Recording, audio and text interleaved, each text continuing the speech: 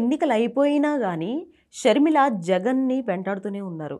ఇప్పుడు టీడీపీ, జనసేన కూడా అంతగా టార్గెట్ చేయట్లేదు జగన్‌ని. కానీ షర్మిల మాత్రం అదొక ఉద్యమంలా పెట్టుకొని జగన్‌ని వెంటాడుతున్నారు.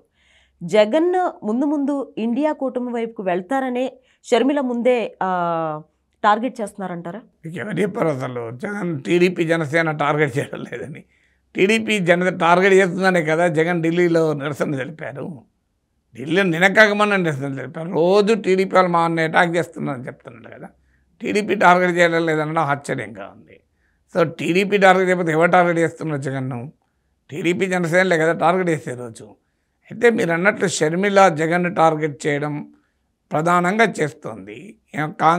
అధికారంలో ఉన్న టీడీపీ, బీజేపీ, జనసేనను కాకుండా, కేంద్రంలో అధికారంలో మోడీ ప్రభుత్వానికి కాకుండా ఆమె జగన్ను మాత్రమే టార్గెట్ చేస్తుంది. ఎందుకంటే అది ఆమె సొంత ఎజెండా. ఆమె కాంగ్రెస్ ఎజెండా అమలు చేయడం లేదు, సొంత ఎజెండా అమలు చేస్తుంది. ఆమెకు అన్నతో ఉన్న పర్సనల్ అండ్ పంచాయతీ. ఆ పర్సనల్ పంచాయతీకి ఒక రాజకీయ వ్యక్తీకరణ ఇది. దీనివల్ల కాంగ్రెస్ పార్టీకి ఏమాత్రం ఉపయోగం లేదు, ఆమెకు కూడా ఉపయోగం లేదు.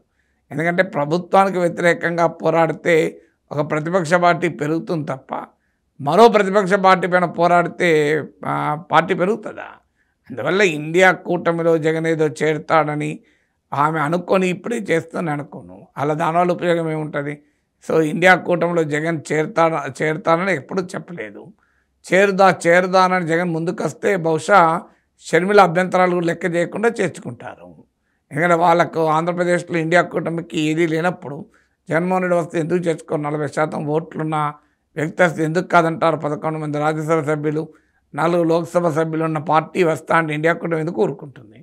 అప్పుడు షర్మిల ఏం చెప్పినా, షర్మిల అద్దన్నా ఇండియా కూటమి చేర్చుకుంటుంది. అందువల్ల అది ఇష్యూ కాదు. ఇష్యూ వల్ల ఆమెకు జగన్మోహన్ రెడ్డితో ఉన్న పర్సనల్ పంచాయతీ. ఆ పర్సనల్ పంచాయతీకి కాంగ్రెస్ను వేదిక చేసుకుంటుంది. దానివల్ల ఆమెకు పొలిటికల్గా బెనిఫిట్ ఉండదు, కాంగ్రెస్కు పొలిటికల్గా బెనిఫిట్ ఉండదు. అధికారంలో ఉన్న వారితో కాకుండా ప్రతిపక్షంలో ఉన్న వారితో ఫైట్ చేస్తే ఎవరు యాక్సెప్ట్ చేస్తారు? ప్రతిపక్షంలో ఉన్న వారిని విమర్శించవచ్చు, కాదని అనను. ఎందుకంటే వాళ్ళు కాదు మేమే నిజమైన ప్రతిపక్షం అనొచ్చు. ఇప్పుడు బీజేపీ వారు బీఆర్ఎస్ను విమర్శిస్తున్నారు కదా, అలా విమర్శించవచ్చు. కానీ అధికారంలో ఉన్న వారి మీద కొట్లాడకుండా ప్రతిపక్షం పైన అటాక్ చేస్తూ ఉపయోగం ఉండదు.